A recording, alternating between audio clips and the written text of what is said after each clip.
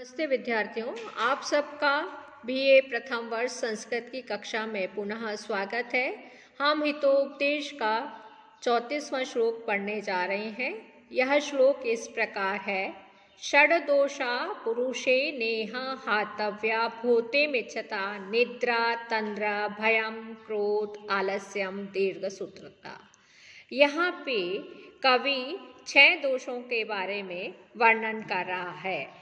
इस यानी इस लोक में यहाँ पे पुरुषेन, उसके बाद ईहा है, संधि करेंगे पुरुषेन धन ईहा यानी गुण संधि है। तो ईहा अर्थात इस लोक में, भूतेम, भूतेम यानी जो ऐश्वर्य की इच्छा रखता है, जो ऐश्वर्य का इच्छुक है, उस पुरुष को ऐश्वर्य प्राप्त जो करना चाहता है उसके लिए 6 दोष हैं। कौन कौन से हैं ये 6 दोष? निद्रा, फिर है तंद्रा, निद्रा के समान ही आलस में पड़े रहना, फिर है भय, क्रोध, आलस्य और दीर्घ सूत्रता, धीरे धीरे देर से काम करना। ये 6 दोष हितोपदेशकार ने बताए हैं। नींद या नींद के समान ही जो तंद्रा होती है, आलस में पड़ा रहना, भय, क्रोध, आलस्य, धीरे धीरे देर से काम करना। इदानीम अपि एवं क्रियताम सर्वैरेक चित्ते भूयः जालम आदाय उड़डीयताम। इस समय भी ऐसा ही करो। इदानीम अपि एवं क्रियताम, इदानीम अपि यानी इस समय भी, एवं इस प्रकार से ही, क्रियताम अर्थात करो। क्या करो? सर्वे रेकिचित भूया, सभी एक होकर, सब लोग तुम एक मत होकर जालम आदाय, जाल को लेकर उड़डी यताम, उड़ जाओ।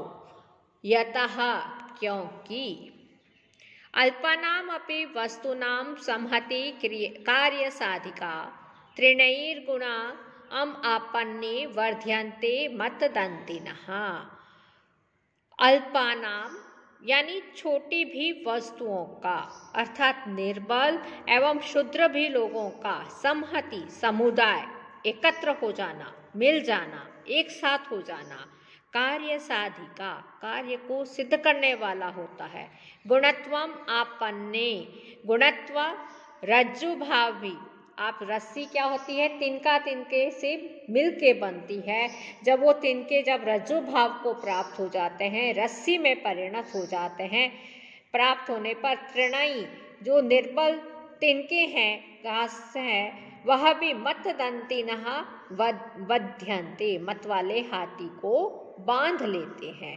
निर्बल, अल्पानाम अपि यानी निर्बल और शूद्र भी बहुत सी वस्तुएं मिलकर कार्य की साधिका बन जाती है, ये कह रहे हैं।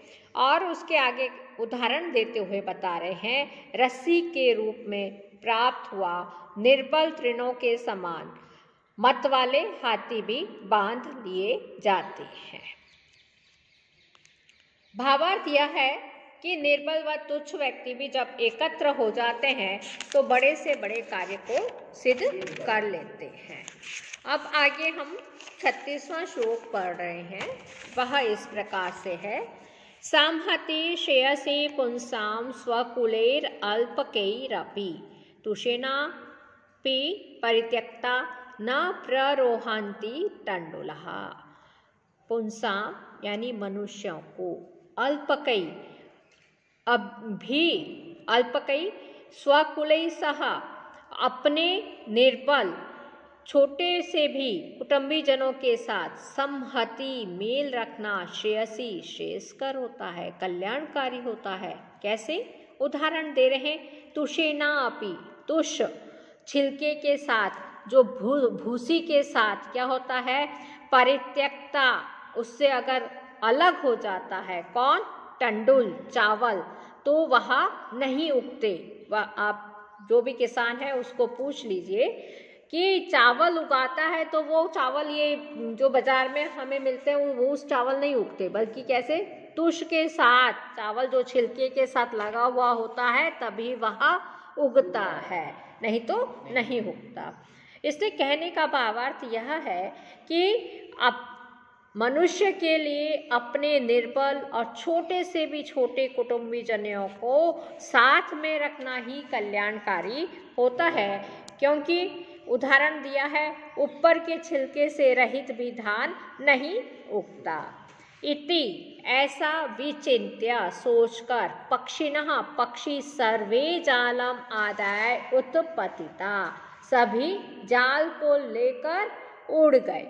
ये कौन कह रहा था? चित्रग्रीव की सलाह थी, जो कि कबूतरों का नेता है, वो सबसे बूढ़ा है, वृद्ध है, उसे अनुभव है और उसने अनुभव के आधार पे कहा कि आप सब एक होकर जाल को लेकर उड़ जाओ।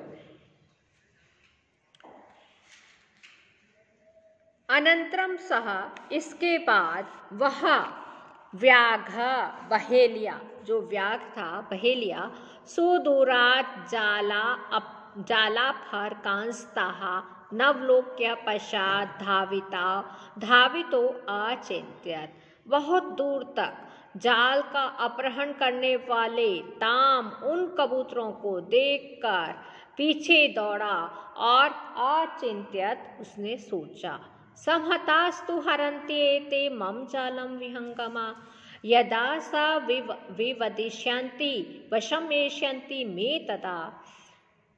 अर्थात संहता एकत्रित हुए, एते ये विहंगमा, ये पक्षी, मम जालम हरन्ति, मेरे जाल का हरण कर रहे हैं, यदा तो निपतिष्यति, जब ये गिरेंगे, हाँ, तो ये मेरे वश में आ जाएंगे, तदा मे वशम एष्यति, तो ये मेरे वश में आ जाएंगे। ततस्तेषु चक्षु विषयाक्रांतेषु पक्षिषु स व्याघ्रो निवृत्तः, पक्षियों ततः तब उन पक्षियों के दृष्टिपथ से ओझल हो जाने पर, चक्षु यानी आँखों का जो विषय है देखना, उसके आक्रांतेषु आक्रांत हो जाने पर, यानी अपनी दृष्टिपथ से ओझल हो जाने पर, स व्याघ्रो निवृत्तः, वह बहेलिया लौट गया। जब बहेलिया लौट गया, स लुब्धकः निवृत्तम, बहेलिये को लौटा हुआ देखकर कपोता ऊचु, कबूतर ने कहा, स्वामीन किम इदानीम कर्तुम उचितम, इस समय क्या करना उचित है? तब हे स्वामी अब क्या करना चाहिए? तब कौन कहता है? चित्रग्रीव उक्तम, चित्रग्रीव ने कहा। कबूतरों का कौन है नेता? चित्रग्रीव। ये नाम ध्यान रखने जैसा है। माता मित्रम पिता चेति स्वभावात् त्रितयाम हिताम कार्य कारणतश्चान्ये भवन्ति हित बुद्धयः। माता, मित्र और पिता, ये तीन तो स्वभावतः ही हितकारी होते हैं। माता हितकारी है, मित्र हितकारी है और पिता हितकारी, ये स्वभाव से ही हिताम हितकारी होते हैं। कौन कौन सी तीन जने हितकारी हैं? माता, पिता और मित्र। कार्य कारणतश्चान्ये भवन्ति हित बुद्धया, और दूसरे लोग तो कार्य कारण रूप से स्वार्थवश ही हितैषी होते हैं। दूसरे तो स्वार्थ के कारण आपके हितैषी होते हैं। तन में मित्रम हिरण्यको नाम मूषिको राजो गंडकी तीरे चित्रवने निवसति। वहाँ पे मेरा मित्र, जिसका नाम क्या है? हिरण्यक है। हिरण्यक किसका नाम है? मूषकराज, यानी चूहों का जो राजा है वह कौन है? हिरण्यक है। वह कहाँ पे रह रहा है? गंडकी तीरे, गंडकी नदी के किनारे पर, चित्रवने, कौन से वन में? चित्रवन में, निवसति रहता है। सो अस्माकम पाषाण छेत्स्यति, वह हमारे पाश को, जालों को काट लेगा। इत्यालोच्य सर्वे हिरण्य विवर समीप गता। ऐसा सोचकर सब लोग हिरण्यक के बिल के पास गए और हिरण्यकश्च सर्वदा अपाय शंकया शतद्वारम विवरम कृत्वा निवसति। और हिरण्यक हमेशा ही अनिष्ट की आशंका से 100 द्वारों वाला बिल बनाकर रहता था। चूहे के तो 100 द्वार हैं, क्योंकि वो किसी भी रास्ते से निकल सके। तो यहाँ पे ये बात कही है कि अनिष्ट की आशंका से हिरण्यक 100 द्वार का विवरम कृत्वा, विवर यानी बिल को कृत्वा करके निवसति रहता था।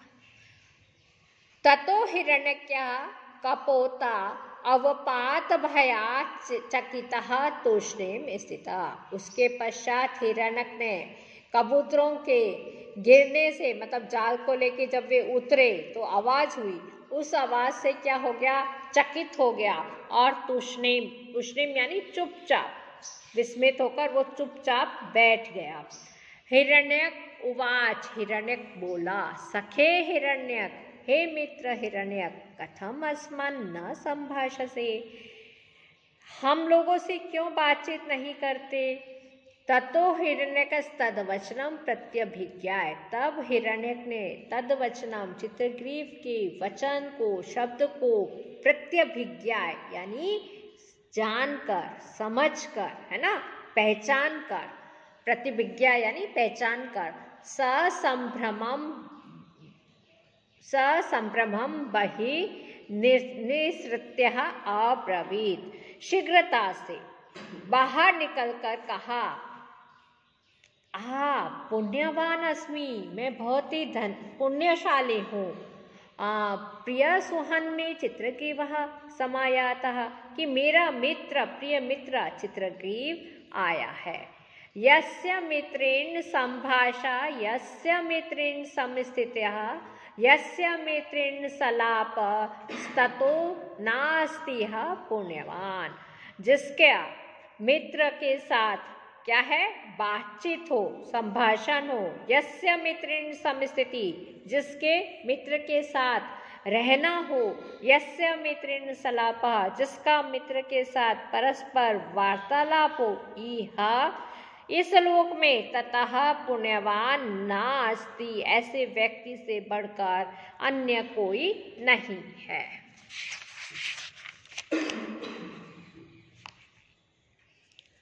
अथ पाशावधानश्चैतान् दृष्ट्वा सविस्मयः क्षणां स्थितः उवाच।